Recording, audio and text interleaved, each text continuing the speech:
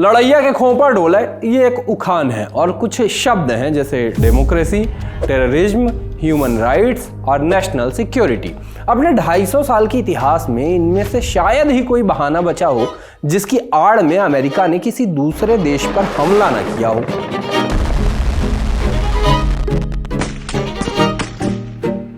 आप पहलू में जो बैठे हैं तो संभल कर बैठे, दिले बेताब को आदत है मचल जाने की। जलील मानिकपुरी ने अमेरिका के लिए नहीं कहा था, पर मसल पावर के दम पर मचलते अमेरिका पर बात तो फिट बैठ रही है। और इस बार निशाने पर था पड़ोसी देश का नाम वेनेजुएला और राष्ट्रपति निकोलस मादुरो मोरोस। 2-3 जनवरी की दरमियानी रात तकरीबन 2 बजे यूएस आर्मी की सबसे एलीट डेल्टा फोर्स वेनेजुएला की राजधानी काराकास पहुंची।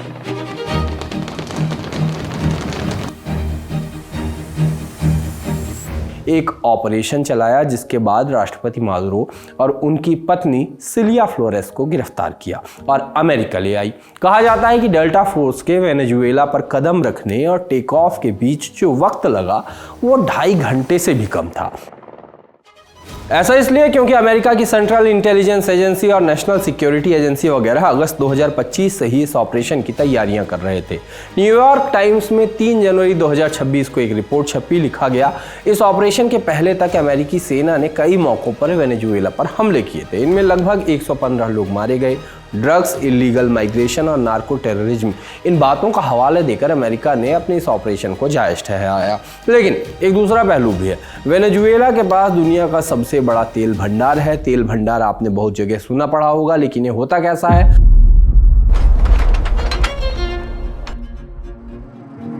दरअसल जमीन के अंदर सतह के कई 100 मीटर नीचे पत्थरों के बीच एक गाढ़ा काले रंग का चिपचिपा पदार्थ होता है जिसको कहते हैं कच्चा तेल। और जिस जगह पे ये भारी मात्रा में मिलता है उसे कच्चे तेल का कुआं या भंडार कहा जाता है। इस तेल को भारी भरकम मशीनों से निकाला जाता है। मशीनों की मदद से इसको प्रोसेस किया जाता है और साफ किया जाता है और फिर अलग अलग सफाई वाले कॉम्पोनेंट को अलग अलग नामों से बेचा जाता है, जैसे डीजल, पेट्रोल, एलपीजी, फलाना फलाना। तो वेनेजुएला में जो तेल के भंडार हैं उनकी कीमत आपको पता है कितनी है? $17 ट्रिलियन, भारत की जीडीपी का 4 गुना। यानी वेनेजुएला की जमीन के नीचे जमा कच्चे तेल को अगर हम बेच दें तो इतना सारा पैसा मिलेगा। ऐसे में अमेरिका की इरादों पे सवाल उठाएं तो गलत थोड़े ना होगा। तेल को देखकर फिसल जाने की उसकी आदत जग जाहिर है। आज के शो में बात इसी मुद्दे पर जानेंगे कि वियतनाम वॉर से लेकर आज तक अमेरिका ने किन देशों पर और क्यों हमला किया, इन हमलों में कितने लोगों ने अपनी जान गंवाई और अमेरिकी आर्म्स मैन्युफैक्चरिंग कंपनीज को कितना मुनाफा हुआ। और साथ ही ये भी समझेंगे कि हमलों के पीछे जो तर्क अमेरिका ने दिए वो सच की कसौटी पर कितने खरे उतरे हैं। नमस्ते, मैं हूं आशीष और आप देख रहे हैं जटिलता का विलोम और सरलता का पर्यायवाची, आसान भाषा में।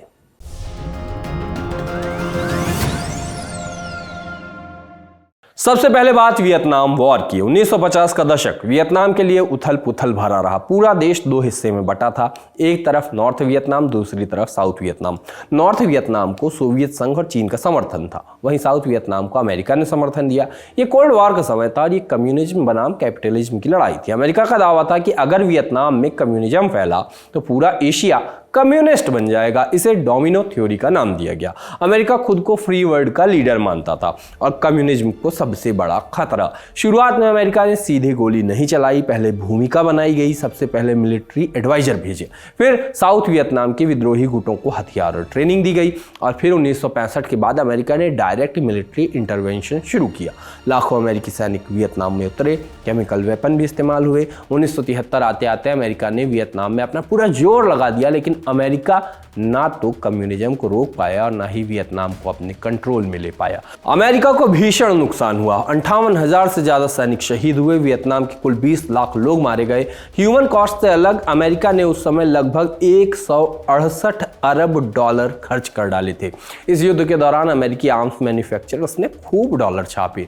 लॉकहीड, बोइंग, जनरल डायनेमिक्स और कोल्ट ने करोड़ों डॉलर्स के ठेके उठाए थे। लीबिया वॉर का भी एग्जाम्पल देखिए। अफ्रीकी महाद्वीप के उत्तर में है लीबिया। साल 2011 में लीबिया में गद्दाफी की तानाशाही के खिलाफ बड़ा जन विद्रोह हुआ। सरकार और विद्रोहियों के बीच सिविल वॉर चालू हो गई। अमेरिका और नाटो ने दावा किया कि गद्दाफी की सेना आम नागरिकों पर हमला कर रही है। दोनों ने मिलकर लीबिया पर हमले शुरू किए। आम नागरिकों की सुरक्षा के तर्क गिनाए गए, लेकिन विरोधियों का मानना था कि इसके पीछे भी कारण है तेल। आपको बता दें कि लीबिया में अफ्रीका का सबसे बड़ा ऑयल रिजर्व है। 2022 के आंकड़े बताते हैं कि लीबिया में 48.4 बिलियन बैरल तेल है। एक बैरल में होता है 159 लीटर। इस वजह से लीबिया में कुल तेल है 7,700 लाख करोड़ लीटर। इतना सारा तेल। कई विश्लेषकों का आरोप था कि असल में अमेरिकी तेल कंपनियां लीबिया के ऑयल रिजर्व पर कंट्रोल चाहती थी। फिर हुआ क्या? लगभग 8,000 लोग लीबिया में मारे गए। दूसरी तरफ अमेरिका का कोई बड़ा नुकसान नहीं हुआ। अमेरिकी रक्षा विभाग की रिपोर्ट बताती है कि पूरे अभियान में तकरीबन 550 मिलियन डॉलर खर्च हुए। यह वॉर भी अमेरिकी आर्म मैन्युफैक्चरर्स के लिए फायदे का सौदा साबित हुई। नए हथियार, फाइटर जेट और ड्रोन बड़े पैमाने पर खरीदे गए। इससे नॉर्थरॉप ग्रमन, बोइंग, जनरल डायनेमिक्स को करोड़ों डॉलर्स का मुनाफा हुआ। साथ ही शेयर बाजार में इन कंपनियों को भारी उछाल भी देखने को मिला। इराक वॉर पर भी सवाल उठाए गए। इसकी शुरुआत 2003 में हुई। इसे अमेरिका ने लीड किया। उस समय इराक पर सद्दाम हुसैन का राज था। अमेरिका का दावा था कि इराक के पास WMD है, यानी वेपन्स ऑफ मास डिस्ट्रक्शन। ये ऐसे हथियार हैं जो बहुत बड़े पैमाने पर तबाही मचा सकते हैं, अमेरिका ने कहा। अमेरिका ने यह भी कहा कि सद्दाम हुसैन का संबंध आतंकी ऑर्गेनाइजेशन से है और वो मिडिल ईस्ट के लिए खतरा बन सकता है। मार्च 2003 में अमेरिका ने बिना UN की मंजूरी के इराक पे हमला कर दिया। कुछ ही हफ्तों में राजधानी बगदाद पर कब्जा कर लिया गया। सद्दाम हुसैन की सरकार गिर गई। बाद में सद्दाम को गिरफ्तार करके 2006 में फांसी दे दी गई। लेकिन वॉर के बाद हालात सुधरने की बजाय बिगड़ गए। अमेरिका को WMDs का कोई सबूत नहीं मिला।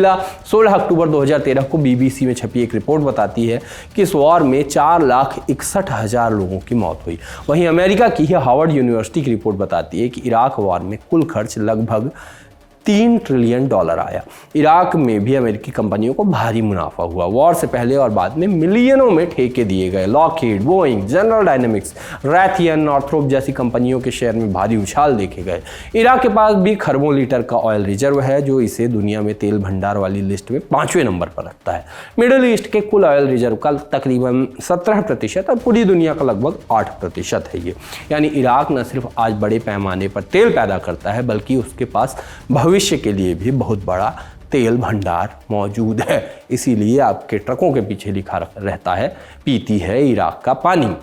तो निशाना सद्दाम थे या ना मिलने वाले WMDs थे या तेल, दुनिया ने अपना हिसाब बना लिया था। आप देख ही रहे हैं कि वियतनाम युद्ध से ही कंपनियों ने मुनाफा पीटना शुरू किया। 9/11 के हमलों के बाद इसमें उछाल आया।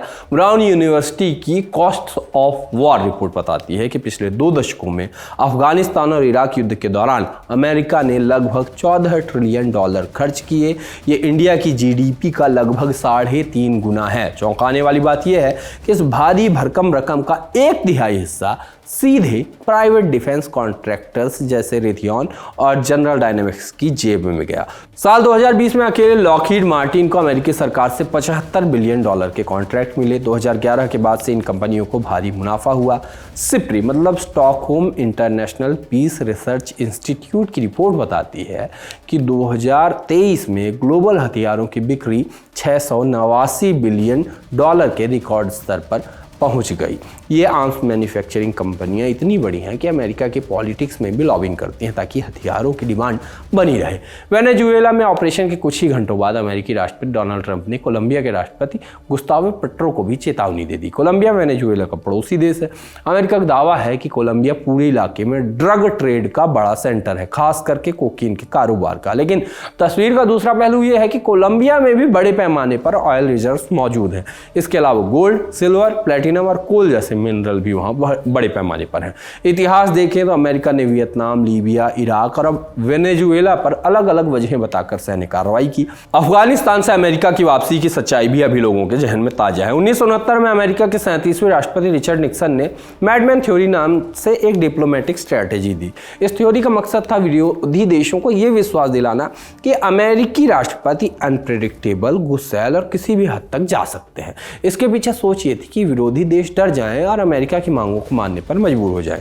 मौजूदा राष्ट्रपति ट्रंप के तीखे बयानों और अचानक फैसलों को भी इसी मैडमैन थ्योरी से जोड़कर देखा जा रहा है या देखा जा सकता है। हर बार अमेरिका ने अलग अलग वजहें गिनाई, लेकिन इनके पीछे गहरी रणनीति भी दिखती है। अब सवाल यह है कि क्या वही पैटर्न वेनेजुएला में दोहराया जा रहा है? आपको क्या लगता है? अपनी राय हमें कमेंट बॉक्स में जरूर दें। आज के शो में इतना ही। ये सारी जानकारी आपके लिए लाया हमारे साथी अभिलाष। देखते रहिए दी ललन टॉप। मौसम ठंडा हो सकता है मगर मस्ती ठंडी नहीं होनी चाहिए। नए साल में रजाई में कुनकुनाते हुए दुबकना नहीं है। शुरुआत होगी बहुत सारे फन के साथ। दिन होगा शनिवार का 10 जनवरी 2026 को आपके फेवरेट स्टार्स के साथ पटना के बापू सभागार में जमेगा लल्लन टॉप का बिहार अड्डा। खेली जाएगी क्विज, आएगा बहुत मजा। और यहाँ आने के लिए आपको सिर्फ फ्री में रजिस्ट्रेशन कराना है। So what are you waiting for? thelallantalk.com पर जाइए, बैनर पर क्लिक कीजिए और आ जाइए बिहार अड्डा में। Rajnigandha presents Lallan Top Bihar Adda, co-powered by Hero Glamour X, ITIL and Rajdhani Basin.